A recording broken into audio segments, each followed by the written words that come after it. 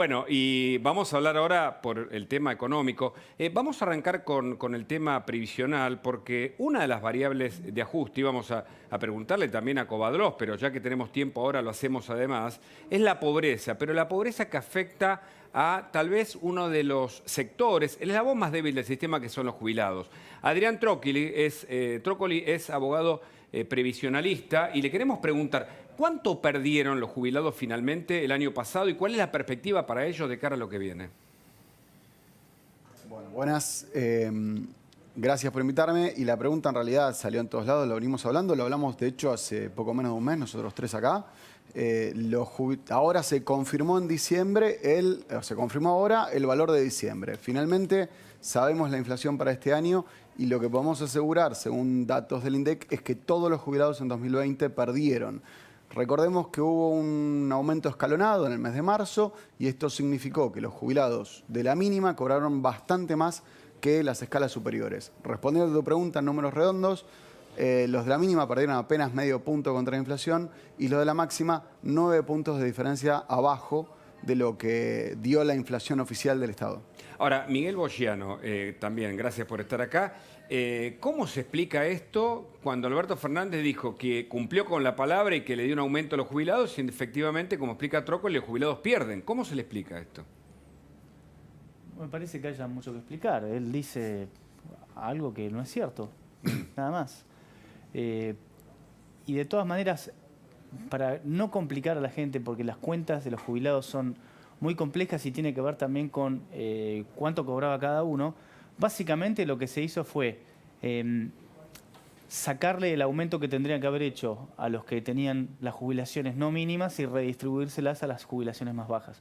Por eso es que el impacto en la jubilación mínima es mucho menor que en las más altas. Así que, además de que el Estado argentino les ha robado a lo largo de los años a todos los jubilados, ahora hay una redistribución unilateral hacia los que menos cobran en perjuicio de los que también han hecho sus aportes. Teniendo en cuenta además que muchos de los que cobran la mínima nunca jamás hicieron ningún aporte. Claro. Y ese tema también afecta a la caja, ¿no? Bueno, por supuesto, eso es tema de la riqueza ilusoria que uno cree que tiene Argentina. Porque, ¿cómo es lo de la riqueza ilusoria? Bueno, esta idea de que podemos crear jubilaciones porque pobre gente la merece, pero de algún lugar tiene que salir la plata. Entonces, Cristina Kirchner en su momento, ahora no me acuerdo los números, creo que fueron 2 millones de jubilaciones que creó de un plumazo. Y bueno, lo interesante es que los economistas a veces tenemos que marcar la dura realidad que ese dinero tiene que salir de algún lugar y no crece de los árboles. Y en este caso sale de los aportes de los otros jubilados o simplemente sale a través de la impresión espuria de dinero que se traduce en inflación, que la termina pegando a los más pobres, porque así funciona la inflación. Ahora, Trócoli, ¿es posible pensar que siempre se ajusta a los jubilados, más allá de los problemas de la caja, que obviamente todos reconocen, porque es el sector que tampoco puede defenderse o en general, digamos, no tiene agrupaciones detrás para salir a la calle? ¿Si hay una mirada sobre ajustar a aquellos que no saben o no pueden, no tienen las herramientas para defenderse lo suficiente? Creo que sin lugar a dudas, te voy hasta patear la pelota de vuelta, creo que la principal razón por la cual se toca el bolsillo de jubilados son dos y muy sencillas. Una es que es una parte muy, muy importante del gasto público, número menos, la mitad de la plata que gasta el Estado la gasta en jubilaciones. Entonces, tocar esa caja significa, con un pequeño cambio, una gran diferencia para el presupuesto. Esta es la tentación más obvia. Y por el otro lado, la única respuesta que tienen los jubilados es ir a juicio. Badaro, para decir el nombre común y recordado, 1 millón de personas a partir de 2006 fueron a reclamarle al Estado una situación muy similar a la de ahora, un atraso significativo en las jubilaciones, y lo que significó es que la justicia le dio de a uno la razón. Esto significa 1 millón de casos, 1 a 1, a lo largo de mucho tiempo, pagado con cuentagotas y con no solo con demora, sino que pagado con una tasa de inflación que se comió aproximadamente 40% de la deuda, para que tengan una idea. Esto es, no pagarle a los jubilados resulta muy barato, incluso para aquellos que hacen juicio. Te doy un número que mencionaste así al pasar. Datos a casi un año para atrás. Marzo del año pasado, machete de por medio, por eso te lo puedo decir. Sí, no, por supuesto. 3,5 millones de jubilados sin moratoria, 3.200.000 con moratoria. Estos son los jubilados casi en su totalidad sin aportes, y esto sin contar los que tienen, además de la jubilación, la pensión de arriba y cosas por el estilo. Es decir, en números redondos, la mitad, 47% de los jubilados no aportaron. Ajá. Ahora, Federico. yo escuchaba estos días, a propósito de la condena de Vudú, decir que bueno, todas las reacciones contra Vudú es porque él hizo justicia, entonces como justiciero, ahora lo están castigando. Así es como van forjando el relato. ¿Cuál fue el papel de Vudú en realidad, digo, para este sector en particular y para la economía en general? Para los jubilados, Vudú lo primero que hizo, que lo defienden como un acto de justicia, fue defender a las compañías de seguro de retiro en su momento. Esto, si se quieren, es un poco técnico, pero cuando se eliminaron... Famoso tema de las AFJP, ¿no? Exactamente, cuando se eliminaron las AFJP, Vudú fue, antes de ser director ejecutivo del ANSES, el que presenta un proyecto de ley, la 26222, que en ese momento se promocionó como la vuelta a reparto. Vudú fue la cara visible de ese movimiento, pero en realidad hay un artículo que dice eso y hay 8 que defienden a todo el sistema privado que tenía que pagar los retiros por invalidez y las pensiones de las AFJP, que estaban completamente desactualizadas. El primer movimiento que hizo Vudú fue defender a la banca. Entonces, de vuelta a relato. Interesante, ¿no? Porque es exactamente lo inverso de lo que se declama. Claro, porque se dice que Vudú terminó con las FJP, el sistema en el que en el gobierno anterior se nos había incluido, y volvió al sistema de reparto, y por eso tiene los problemas judiciales. Recordemos que Vudú fue condenado hasta por la Corte Suprema en el caso Chicone, con lo cual, por más que el discurso sea ese, me parece que es indefendible. Ahora, Bogiano, el gobierno dice, la economía este año va a andar bien porque hay un rebote, o en todo caso un crecimiento que se estima de alrededor del 4% dentro de la región, para la Argentina en particular, y además la soja y otros vientos de cola que pudieran aplicarse. ¿Es así? Bueno, probablemente haya algunos vientos de cola en términos de precios de commodities, pero los commodities suben también en buena medida porque la cosecha ha sido mala. Así que no necesariamente el precio más alto quiere decir que en el total el monto generado por el país suba, no queda del todo claro. Pero más importante que eso, me parece que es el número de inflación y la tendencia de la inflación. Porque este ha sido un año en el cual tuvimos la recesión, probablemente la más grande de la historia, tuvimos a las tarifas pisadas, tuvimos al dólar pisado, y sin embargo la inflación fue del 36%, teniendo en cuenta que además, de los últimos 4 meses, la tendencia inflacionaria ha sido para arriba. Si nosotros anualizamos el último trimestre, los últimos 3 meses, el promedio de los últimos 3 meses, nos da una inflación del 50%, y si anualizamos la inflación de diciembre, que fue del 4%, eso da 60% anual. Así que ese es el gran problema para el año que empieza ahora. Una inflación que promete ser, por más que Guzmán diga que vaya a bajar, yo creo que el piso de la inflación para el 2021 está en el 50%, salvo que se haga algún cambio importante que no está a la vista, y que obviamente eso va a hacer más presión para el dólar. Y una vez más, quien le va a marcar la agenda a la política y quizá forzar algún tipo de reforma, aunque sea parcial, creo que va a ser el dólar y la inflación. Quizás soy demasiado optimista, quizás no reformen nada. Bueno, pero el 60% de inflación previsto es lo que ayer hablábamos junto aquí a Martín Tetaz y a Kachanowski también. Es decir, que para usted también la estimación para el próximo, para este año en realidad, puede estar en ese orden. Sí, yo no soy un especialista en hacer los cálculos, no los hago regularmente, pero haciendo una proyección muy sencilla a la vista de cómo vienen los últimos meses y de la millonada que se ha inyectado, para que quede claro, se inyectó un 7% del PBI en términos de moneda, son casi 2 billones de pesos. Ajá. En el 2014 la inyección fue del 3%, para que uno tenga idea del tamaño de esta inyección. Y bueno, acá pareciera que hay terraplanistas económicos en el gobierno que discuten que cuando uno imprime pesos eso no tiene una consecuencia inflacionaria. Bueno, me parece que pero ¿cuál es el plan van a del tener que gobierno verlo a nivel económico, Bogiano? pero es secreto el plan del gobierno. ¿Cómo? ¿Cuál es el plan? Si el gobierno no parece decirlo. No hay plan. No hay ningún plan. No escuché una sola línea que indicara cómo tiene pensado el gobierno hacer que crezca el país. Olvidémonos de la cuestión tan abstracta como que crezca el país. ¿Cómo colabora, cómo ayuda el gobierno a que una pyme pueda ganar plata? Me parece que no hay respuestas. Todo es en contra de eso. Todo es hacerle dificultades con regulaciones, con impuestos, con trabas.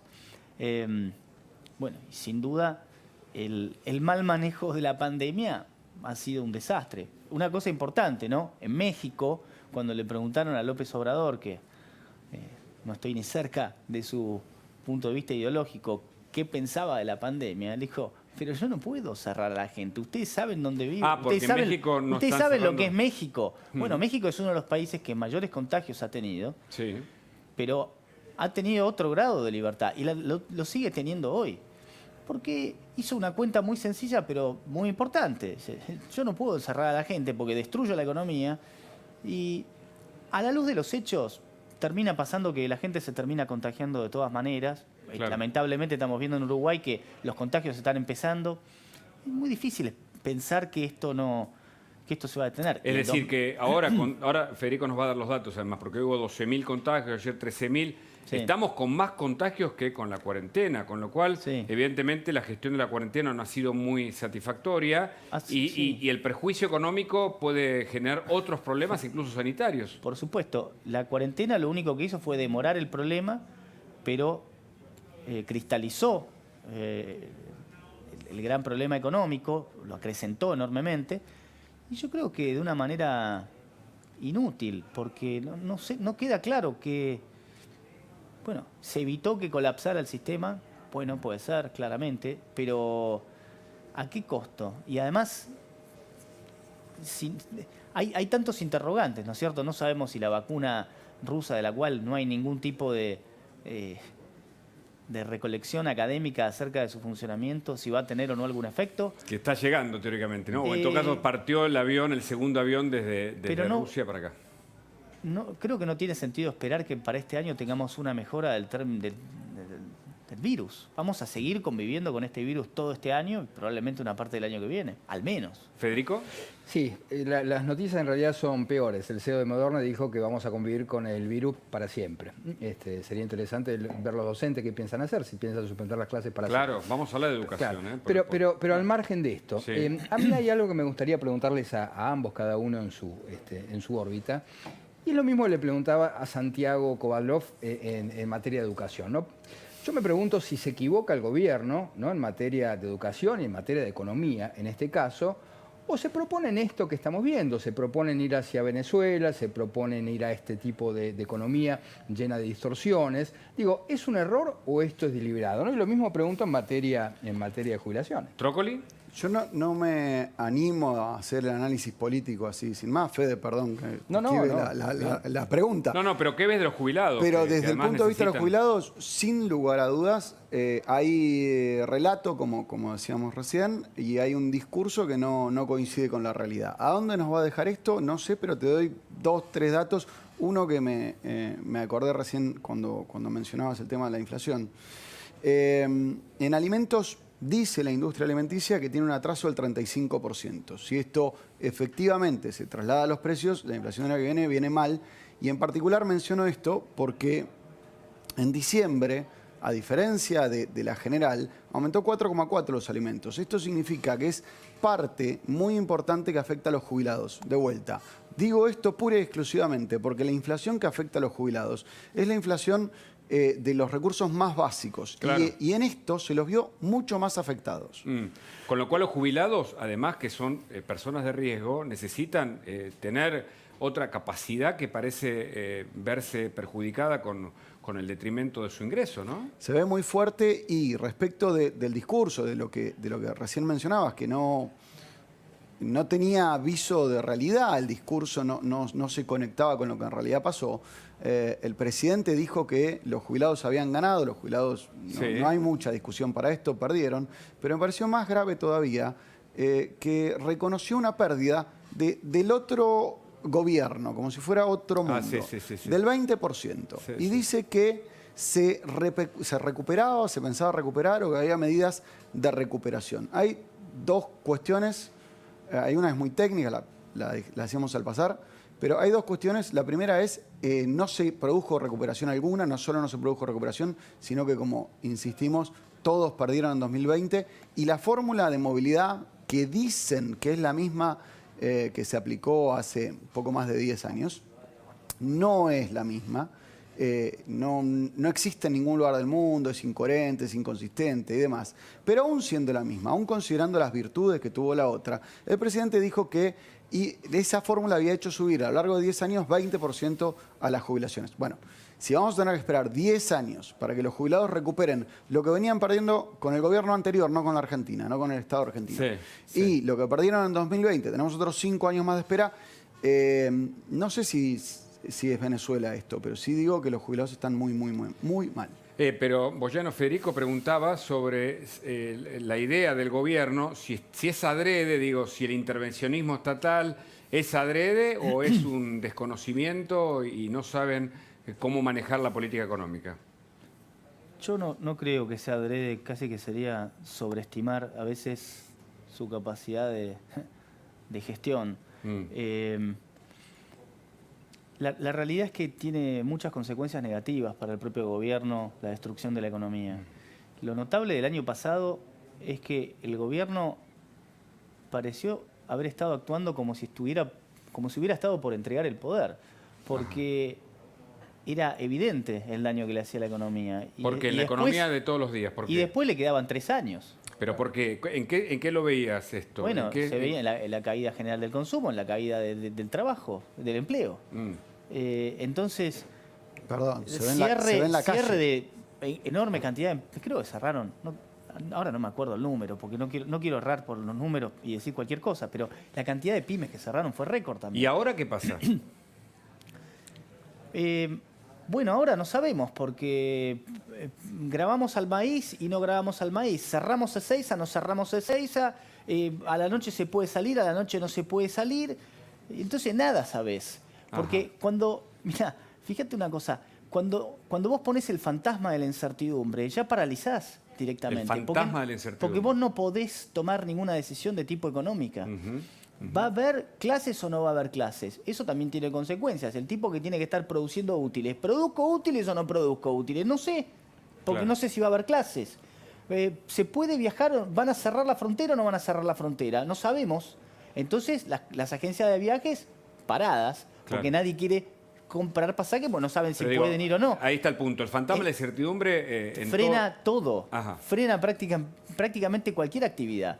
Entonces, simplemente el rumor de que sea una posibilidad hace que la gente decida no hacer nada.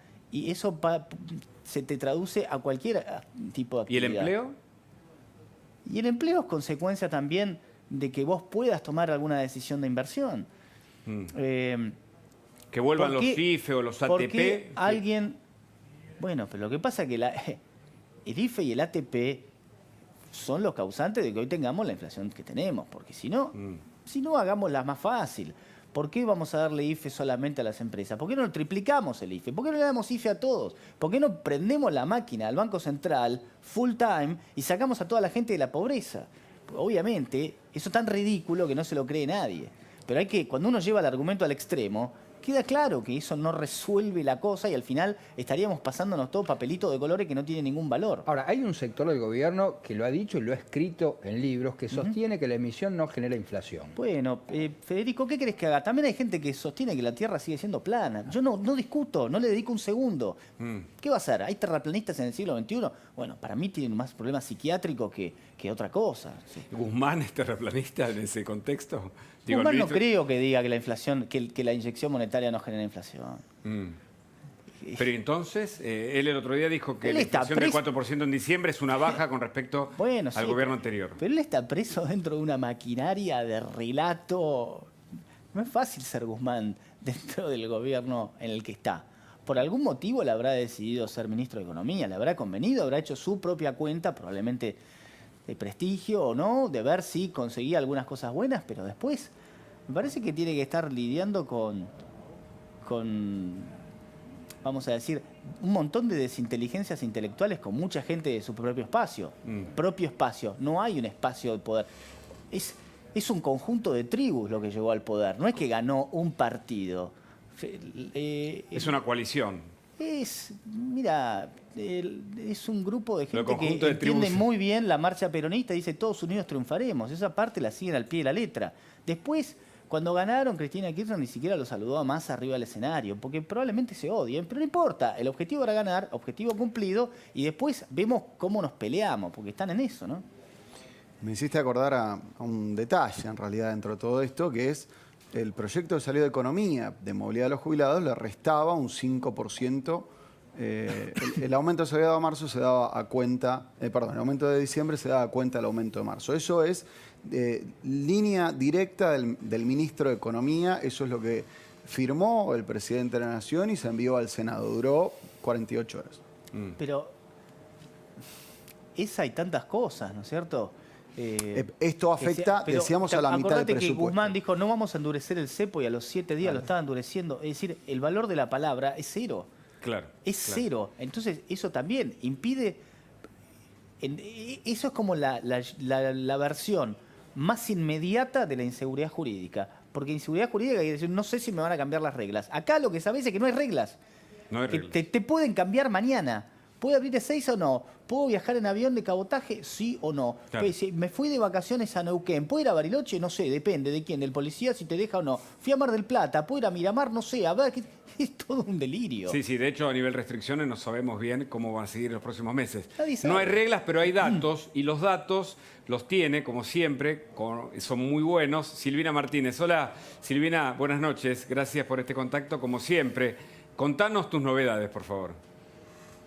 Bueno, mira, ¿qué es lo que se viene en el marco de la justicia, ¿no? Que siempre Claro, venimos la hablando. justicia ¿Cuál es amiga, ¿no? La nueva justicia. Exactamente. La que surge Kovadlov del decide. informe de la Comisión Meraldi, que fue a fines del año pasado, que mucho no se supo, hubo un resumen. Bueno, accedimos a este informe. Mirá los datos que surgen y lo que se viene en los próximos proyectos a presentar en extraordinarias y en ordinarias. Una nueva ley orgánica para la Corte Suprema. El ojo está puesto en el alto tribunal. A Cristina no le gusta lo que resuelve, no le gusta el presidente Vudú y es un objetivo. Agenda de casos en la apertura del año judicial. Lo que buscan es que al comienzo digan todos los casos que van a tratar para que la Corte no saque un conejo de la galera en la mitad del año o en el medio de un año electoral. Es otra de las cosas que van a proponer. Mira esto, plantean que tanto la Corte como el Tribunal Intermedio que van a crear, que ahora te cuento, tiene que estar integrado con pluralidad ideológica. A ver, los jueces tienen que ser imparciales, no los elegís sobre la base de su ideología. Va de suyo, ¿O así? Tal vez pero claro, por supuesto. Tienen que ser buenos en lo que hacen y tienen que ser imparciales. De eso se trata.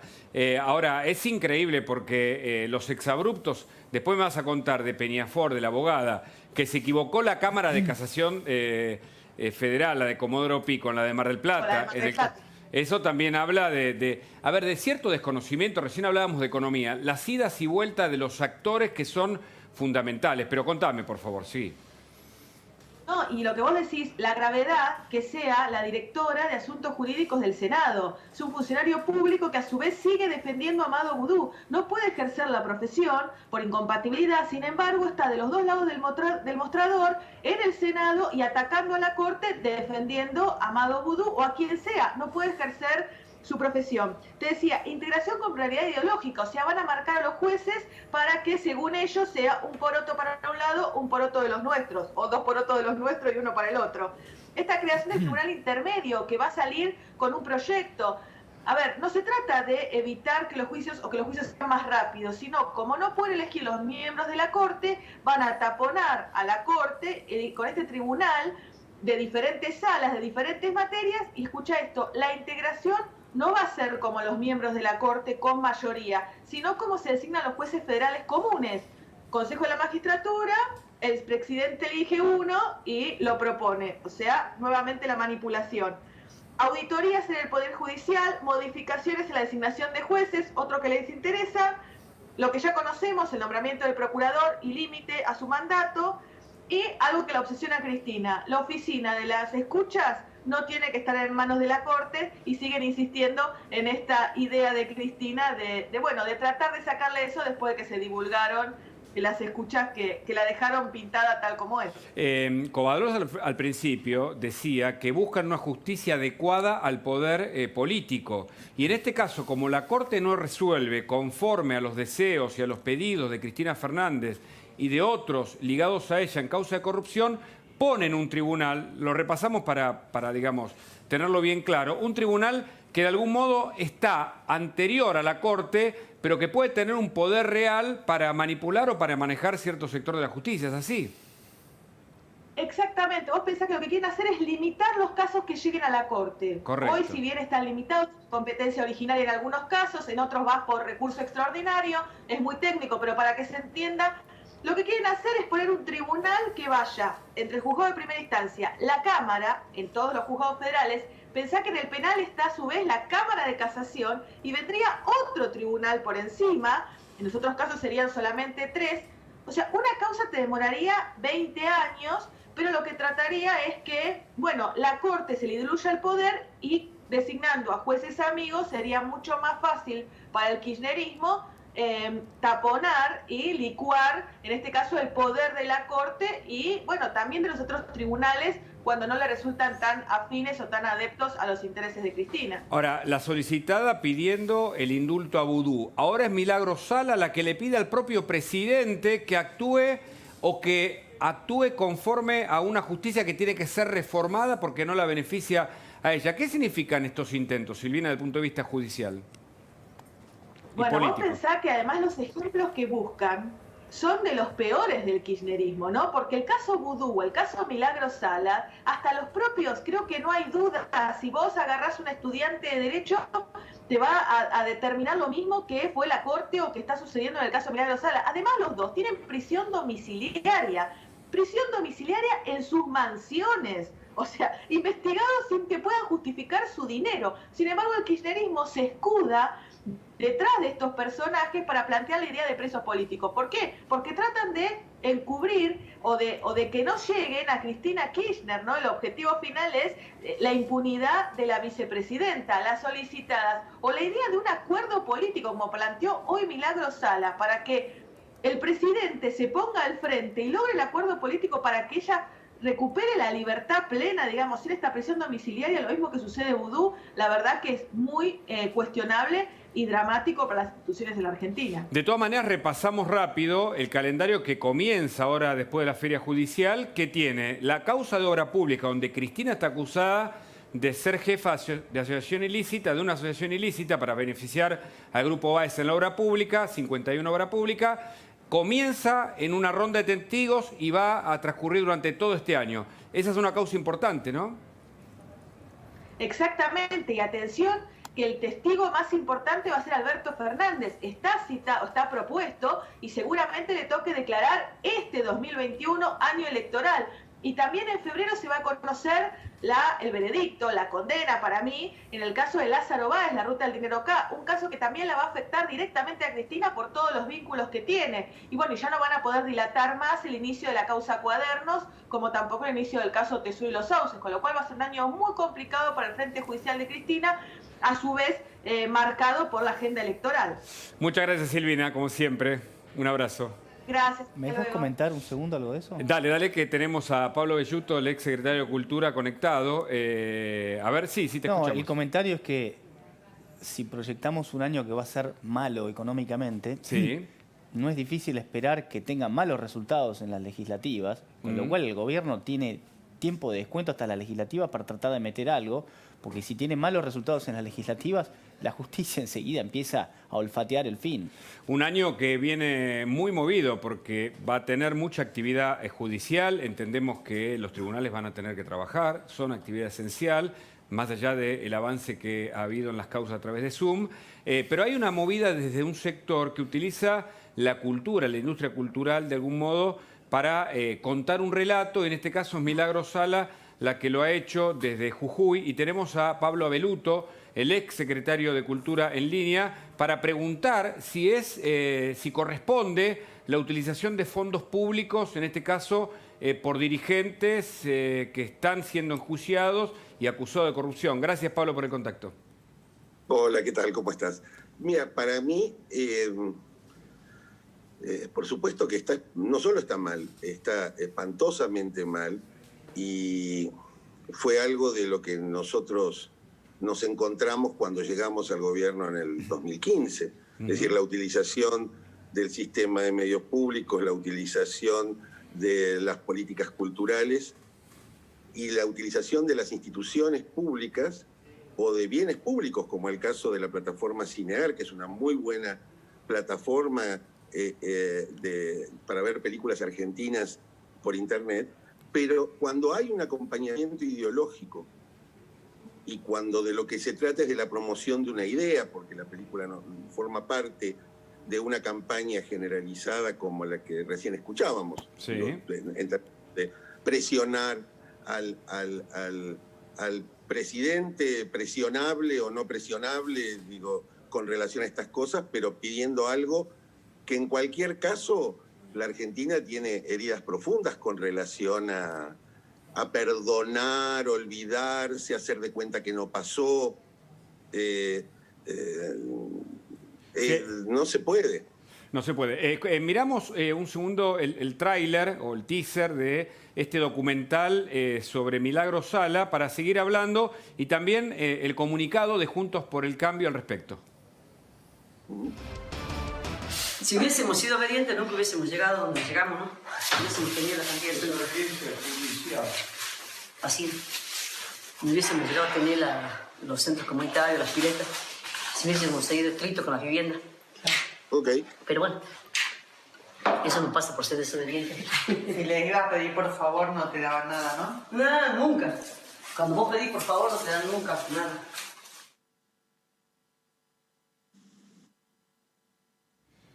Claro, hay que analizar cuánto costó este documental, quién lo pagó y si finalmente va a tener algún tipo de pedido de informe, porque son fondos públicos para la utilización política o para difundir la industria cultural K, de algún modo. Pablo Beluto. Sí, tal como decís. Para dejar una cosa muy en claro, porque hubo algunas versiones y malentendidos en las redes sociales con relación a este tema, durante la gestión de Ralph Hayek como presidente del instituto, que coincidió por supuesto con mi gestión, esta película no obtuvo financiamiento del instituto. Ajá. Cuando se produjo, en el año 17, 18. Entiendo que fue financiada por fondos vinculados al sindicato de los trabajadores de la propiedad horizontal que dirige Víctor Santamaría. Esto con respecto a la cuestión de la plata. Sí. La segunda cuestión, que no es menor, es que se promueva esta película a partir de su contenido ideológico y no a partir de su factura. A mí no me importa si hay gente que cree que Milagros Sala tiene que alcanzar la estatura de Juana Zurduy. Digo, están en su derecho de hacerlo. Uh-huh. Lo que sí me parece pésimo es que se utilice una plataforma pública que pagamos entre todos, que se llama Cinear, y que es una gran idea, que tuvo el gobierno anterior al que yo integré, que mantuvimos durante el gobierno, que yo integré y mejoramos, y que sirve mucho, pero no está para hacer bajar línea. Claro. ¿Se entiende? Por supuesto. Digo, nosotros no podemos permitirnos como sociedad, porque lo dejamos de hacer durante nuestra gestión, pero no podemos permitirnos como sociedad dar un paso atrás a que de nuevo cuanta herramienta tiene el Estado... Porque, digamos, de acá a 6, 7 y 8 estamos a instantes, y yo creo que la Argentina debe haber aprendido la lección de no tener o no utilizar los medios públicos a propósito de un sector que es el de poder de turno. Eso no corresponde, pero digo, acá hay más gastos. No solo es el financiamiento, es la puesta en marcha, es el pago. Por eso yo creo que Juntos por el Cambio, entiendo, hubo una solicitada o un comunicado, ahí lo estamos viendo, en donde justamente se piden explicaciones, porque, insisto, que lo pague un sindicato no significa que eso no tenga que rendir cuentas. Y siempre aparecen los mismos actores. Es decir, hay una industria cultural de un sector en donde parecen repartirse, el otro día contábamos con Silvina Martínez, 22 millones de pesos del Senado para determinada comunicación por la ley del aborto no punible. Digo, todo el tiempo ocurren gastos, como en este caso, que parecen dar difusión a un sector que no tiene que ver con lo público, sino con favorecer a determinados intereses. Pero, a ver, el contraste entre, olvidémonos de los resultados, el contraste entre la manera en la cual nosotros enfrentamos la cuestión del pluralismo y la cuestión de la diversidad de opiniones y el modo en el cual lo enfrenta el gobierno actual y sus voceros en el campo cultural o en el campo de las industrias culturales, como bien decís, a mí me parece que es el día y la noche. Y Abeluto, y sumo... Que nosotros seamos maravillosos digo, pero lo que quiero decir es que nosotros no hacíamos esas cosas. Pero y sumo la cantidad de causas judiciales, productoras que surgieron, la utilización de las universidades para evitar documentar o que se licitaran determinados trabajos, parte de las causas que hoy están en la justicia que ocurrieron durante el anterior gobierno kirchnerista. Es decir, evidentemente hay un control de los fondos públicos que todavía no está establecido, pero evidentemente hay que plantearlo para que se ejecuten y que de ese modo tenga que dar cuenta, ¿no? Al peronismo y en particular al kirchnerismo en el poder, la tentación por la propaganda está desde sus orígenes. Está bien. La tentación por la propaganda, digo, la idea de que hay una conspiración en contra de ellos, que por lo tanto tiene que generar un saltar por arriba o abrir otros medios o con otras comunicaciones. Digo, a ver, respeto todas las ideas. Lo que no quiero es que se use la plata de la gente para... que no corresponde. No corresponde y puede ser ilegal. Hagan todos los documentales sobre mi sala que quieran. Digo, no con la plata de la gente. Claro, totalmente. Y lo llevo al tema educación, porque Puigros hizo una declaración, la escuchamos y además... no lo tenemos, ¿no? ¿Qué tiene para decir sobre...? Conozco las declaraciones que fueron, a ver, desde mi punto de vista, desafortunadas. Desde el punto le recordamos a la gente, ¿no? Dijo, no tiene sentido empezar las clases el 25 de febrero, tal cual dice Horacio Rodríguez Larreta. Esta fue la declaración. Y entonces... yo no sé cuántas personas que nos están viendo son, como en mi caso, papás de chicos que van a la escuela. O que tendrían que haber ido a la escuela. Sí. Haber ido físicamente, haberse movido. En mi caso, chicos de jardín. Pero otro hijo mío terminó su colegio secundario este año. Este año que existió y no existió al mismo tiempo, el 2020. Entonces, desde mi punto de vista, tenemos una situación enormemente clara. Las escuelas tienen que estar abiertas porque, porque los chicos les estamos haciendo un daño que es superior a cualquier otro daño, sobre todo en la medida en que se cumplan protocolos, cuidados. Y digo, no somos el único país que le pasa esto. No somos los únicos del mundo. Digo, le pasa a todos los países, tuvieron que enfrentarse a tomar decisiones. Ahora, veamos cuáles funcionaron un poco mejor, cuáles generaron menos daño. Seguramente para bien no hubo ninguna, pero hubo algunas que fueron muy dañinas, muy perjudiciales. Y la más perjudicial de las perjudiciales fue el cierre de las escuelas. El cierre físico de las escuelas. Para los chicos tiene un costo, para las familias tiene otro costo, para la sociedad tiene un costo. Y eso el gobierno no lo vio. Y prefirió apostar a su alianza con el respetable, pero desde mi punto de vista anquilosado y obsoleto pensamiento de Adriana Puigros, y con el poder aparente, porque yo creo que es aparente, de los gremios de los docentes. Claro, porque apareció, entiendo, Bebonte, ¿no? Una dirigente de CETERA diciendo y comparando el inicio de clases con las fiestas clandestinas. La verdad, un exabrupto a veces no se puede creer ese tipo de declaraciones. Es que está todo un poquito patas para arriba, ¿no? Es como la canción aquella que nos cantaban de chicos de María Elena Walsh, se llama El Reino del Revés.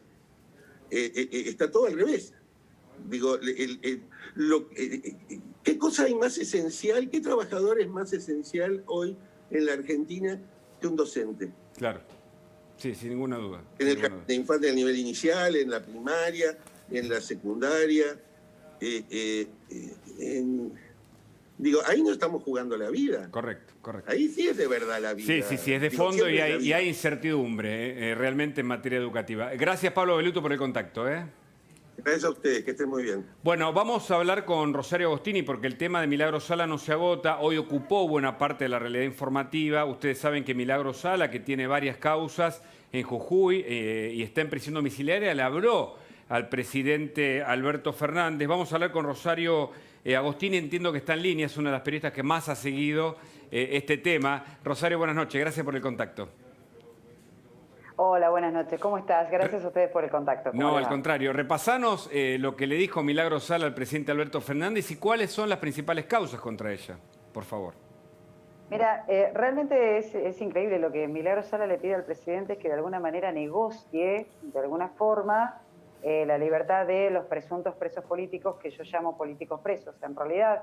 Y eso, honestamente, me parece que es un desconocimiento absoluto de la República. Creo, de hecho, que ella no cree en eso. Estoy convencida porque la conocemos y en muchas oportunidades, por ejemplo, en alguna situación donde se le informaba una de sus causas, le pidió al fiscal general una conversación privada y que eso se arreglaba entre ellos, una cosa, todo filmado, grabado, ¿no? Ellos no creen en la división de poderes. Milagro Sala no cree en la división de poderes, claro. No cree en la República, no cree en el sistema. Entonces, por eso, claro, le pide al presidente que negocie la salida de lo que ellos llaman presos políticos, que no lo son de hecho, son políticos presos. Milagro Sala tiene condenas en tercera instancia, en segunda instancia, por defraudación al Estado, por extorsión.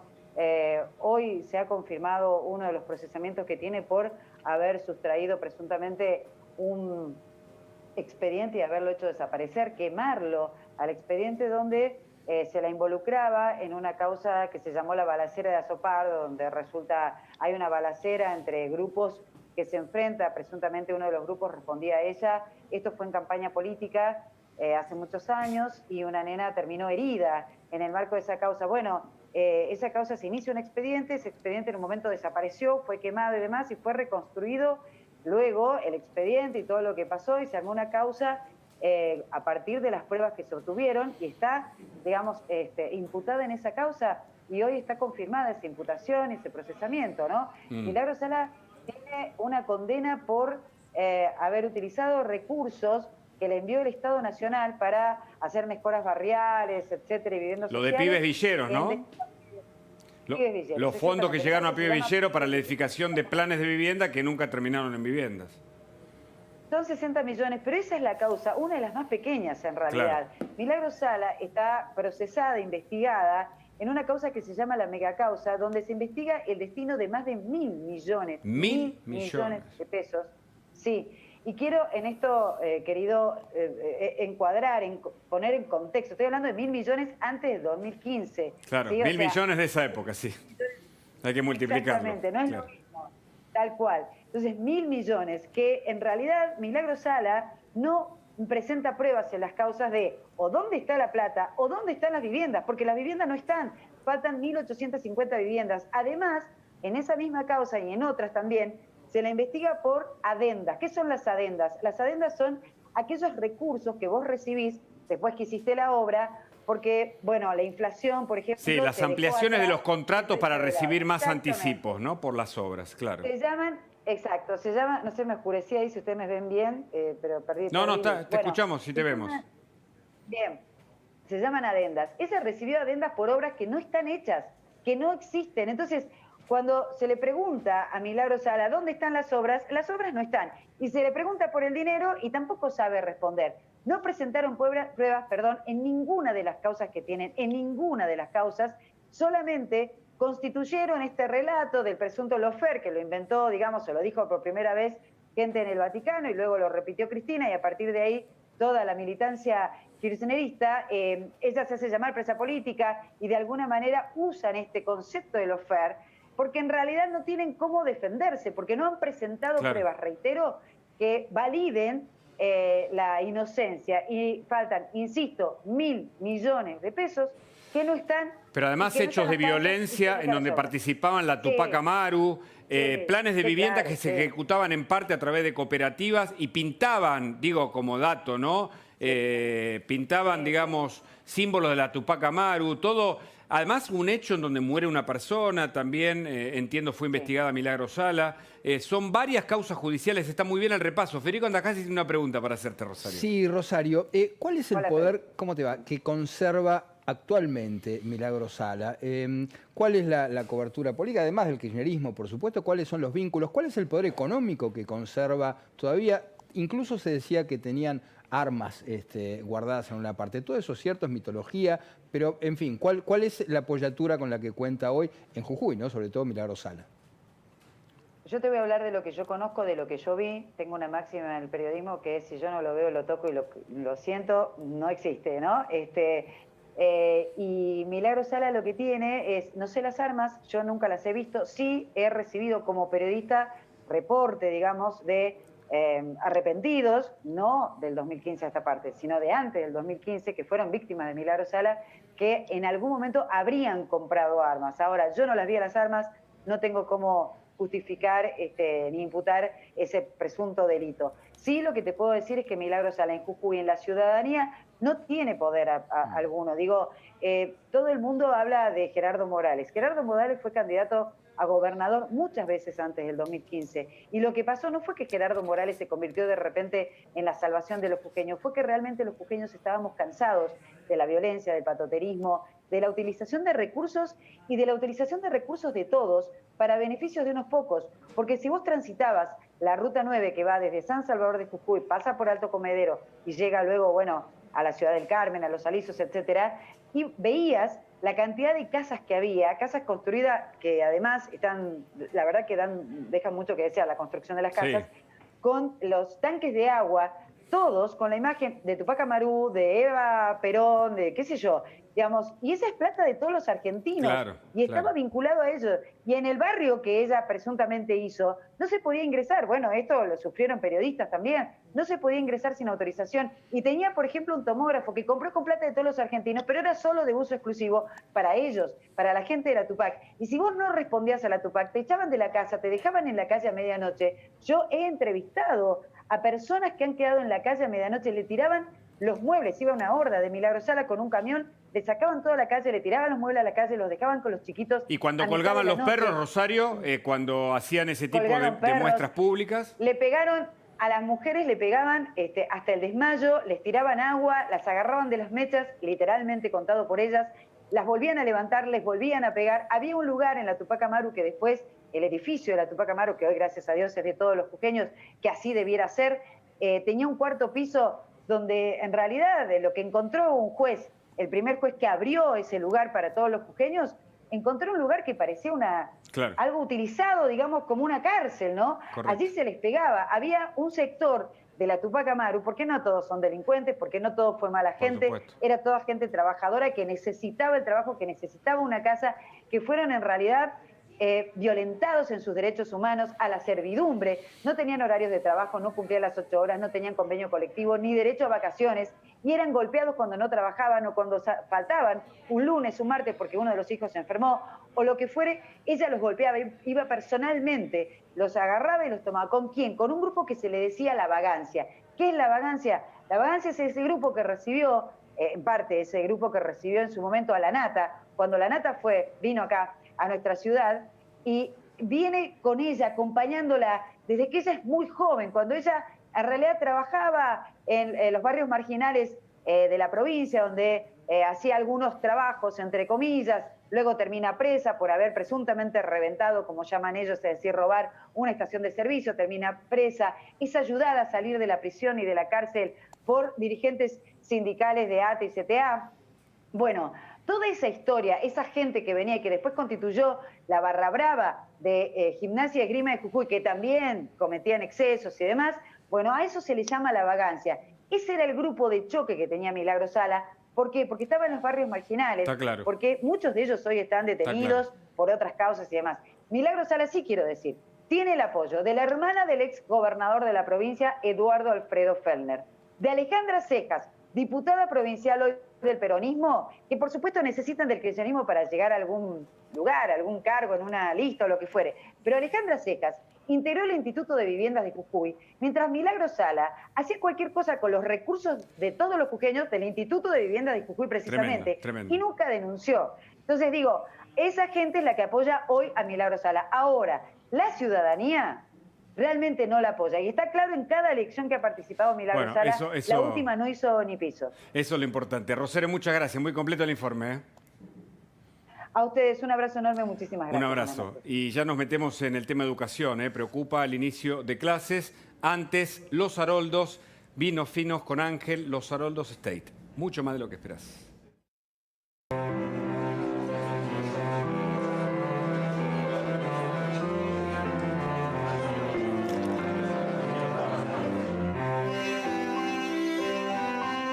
Los Haroldos State, mucho más de lo que esperás. Bueno, nos metemos en el tema educación. Guillermina Tiramonti es especialista en esta cuestión y la tenemos en línea, la vamos a consultar. Y la primera pregunta es, ¿qué pasa si no comienzan las clases ahora en febrero? Guillermina, gracias por el contacto. Hola, ¿qué tal? Bueno, pasa que volvemos a la misma situación del año pasado. Y la sociedad, porque creo que así lo tenemos que plantear, la sociedad sufre la pérdida de parte de su futuro. Todos decimos continuamente que el futuro de las sociedades depende cada vez más de la educación y de las ciencias. Y nosotros estamos decidiendo que la educación no es importante, no es esencial, y que por lo tanto ya hubo chicos que perdieron un año, porque sabemos que otros no lo perdieron. ¿Sí? Tuvieron clases a través virtuales y que por lo tanto parte de los aprendizajes los adquirieron, aunque todos los chicos sufrieron la pérdida de ese espacio de socialización que es la escuela. ¿Qué te dice que los gremios marquen de algún modo el derrotero, el andar de la política educativa en la Argentina, o por lo menos así lo hacen saber en cada una de sus declaraciones? Bueno, es increíble que nosotros estemos discutiendo este rubro tan importante para el futuro de la sociedad con los gremios. Eso que lo discuta Moroni, el ministro de Trabajo. Nosotros tenemos que discutir el tema de la educación con los funcionarios. Nosotros somos ciudadanos, tenemos al frente funcionarios que son los responsables de hacer cumplir los derechos que dice la Constitución. Claro. Entonces, estamos frente a un gobierno que, para decirlo brutalmente, se abre de piernas. El ministro nacional dice, bueno, cada jurisdicción que arregle con sus gremios, con los gremios provinciales, y después veremos qué deciden con esos gremios. Por supuesto que eso nos coloca en una situación, yo diría, de estado de naturaleza, donde prima el más fuerte. Eso me lo enseñaron el primer año de mi licenciatura en ciencia política, ¿no? Los pueblos deciden un gobierno para no estar sometidos al más fuerte. Ante el contrato social, digamos. Efectivamente, a la dictadura del más fuerte. Bueno, nosotros estamos sometidos a la dictadura del más fuerte. Y mientras tanto, los funcionarios que deberían estar mediando en esta situación y dándoles una solución y defendiendo los derechos de la Constitución dice, bueno, no, que cada localidad se arregle. Por supuesto, esto es una treta política. Suena anarquía, ¿no? Además, suena, como decís vos, a la puja del más fuerte. Federico Andajasi tiene una pregunta para hacer, por favor. Sí, bueno, perfecto. ¿Cómo le va? A ver, efectivamente, usted mencionaba la palabra política y hay una trama política detrás de esta discusión que uno puede sospechar hacia dónde va. Uno supone que en el fondo lo que está es la pelea con Rodríguez Larreta.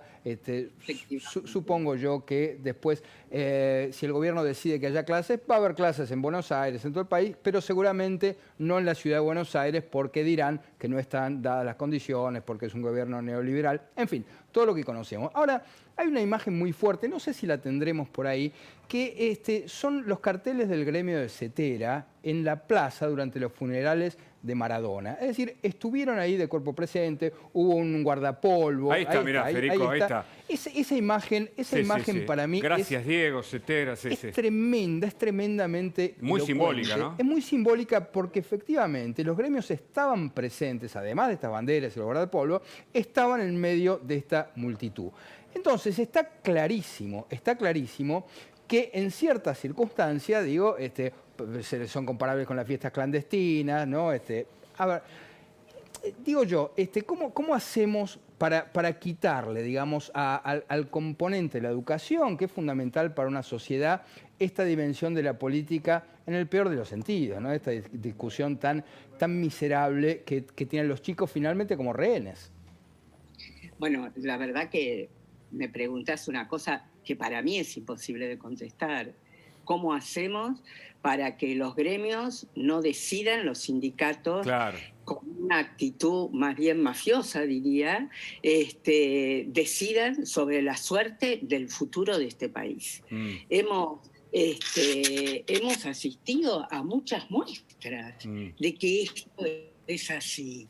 En el sur se perdieron no sé cuántas toneladas de pescados o de mariscos porque los gremios decidieron que se tirara en un momento, bueno, porque no hicieron lo que debían hacer para lograr que eso circule. Acaba de pasar con los camiones en el puerto, en los puertos.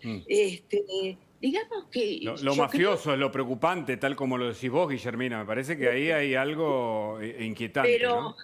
En distintas... Se juegan distintas cosas en cada uno de estos rubros. Correcto. En la educación no solamente se juega el aspecto emocional de los chicos, no solo se juega los aprendizajes de los chicos, el bienestar de las familias, sino que se juega el futuro de nuestra sociedad. Y nosotros, en un momento donde el mundo va caminando a sociedades donde el conocimiento tiene cada vez más valor, estamos parados e involucionando. Guillermina, muchas gracias. Por la ignorancia. Bueno, gracias por el contacto. Gracias por este tiempo. Gracias a ustedes. En instante tenemos mucho más aquí en Mirá. Está Adrián Troccoli, el futuro de los jubilados para este año. Y por supuesto Martín Tetaz y mucho más para contarte en este viernes de Mirá aquí en La Nación Más.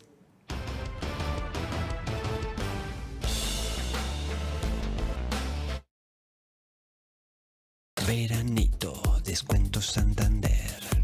Santander, descuento veranito. Super miércoles, descuento Santander. Santander, descuento super miércoles. Este verano, los descuentos Super Miércoles Santander no te los vas a poder sacar de la cabeza ni de la tarjeta. Hacete débiter y disfrútalos. Santander, queremos ayudarte.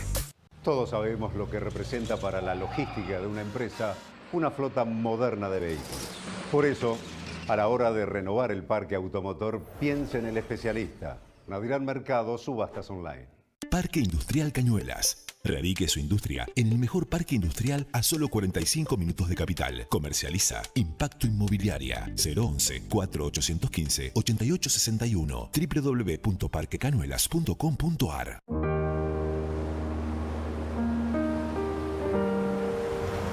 Creo que la cuarentena hizo que apuráramos los procesos. No nos conocíamos tanto y fue como un salto al vacío. Tenía un poco de miedo por el espacio. pero con Benja la casa pasó a ser gigante. Fue un año en el que me enamoré como nunca me había pasado. Te amo, amor. Con toda mi alma. Alma Mora, el amor nos necesita. Y ahora una pequeña meditación. Respiración profunda. Afuera, todo lo que pasa aquí. Ahora el foco tiene que ser tu cliente, Tom. Salesforce Customer 360 te ayuda a enfocarte con una vista única en tus clientes, como Tom.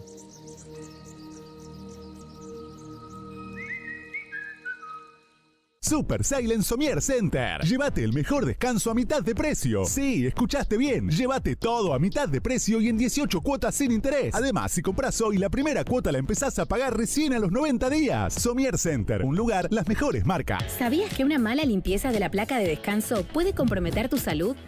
Probá Corega Tabs, que en solo 3 minutos elimina el 99,99% de las bacterias que causan el mal olor. Corega Tabs es práctico y funciona. 2020. Qué año increíble, ¿no? Armamos fiestones de cumpleaños en casa, salimos, nos vimos, chongueamos. Tiraba bien todo. Viajamos. Viajé como loca. Metimos casamientos con 5.000 invitados. Familia del exterior, colado. Fuimos a recitales. Es una gira mundial. Morón, Tucumán, Tokio. Cumplimos nuestros sueños. Me recibí, estuvieron todos mis seres queridos ahí. No nos quedamos con ganas de nada. Toqué para la reina de Holanda. Al fin me pude hacer el implante. No, sí fue un año inolvidable. Irrepetible. Gracias 2020. Alto flash, ¿eh? Por un 2021 menos pesado y menos amargo.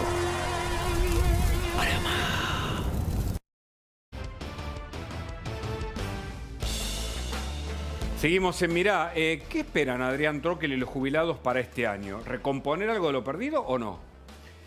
Los jubilados están necesitando eso, no me animo a decir que lo esperan, especialmente los grupos que más cobran, los saberes más altos que han sido terriblemente depreciados, no en el último año, sino en un tiempo largo. Esto afecta muchísimo y hay algunos casos de gente que vive afuera del país que lo ve todavía más fuerte por la devaluación. Vos pensás que un jubilado que se fue a vivir afuera o que en vida activa, laboralmente activa, pero cobra parte de su jubilación afuera, ha sido terriblemente afectado. Dudo profundamente que esto suceda y te cierro con esta cosa. Muy sencillita. La fórmula de movilidad es tan compleja que entre los que no hacemos otra cosa más que dedicarnos a esto, no tenemos siempre claro o no tenemos manera de discutirla de manera clara. Esto significa que cuando a mí me complican demasiado un número, casi doy por hecho que me van a mentir y espero que no suceda, pero está claro, está claro. No tenemos mucha expectativa. Bueno, de las jubilaciones vamos a cerrar con el tema educación con Federico Candajasi en instantes.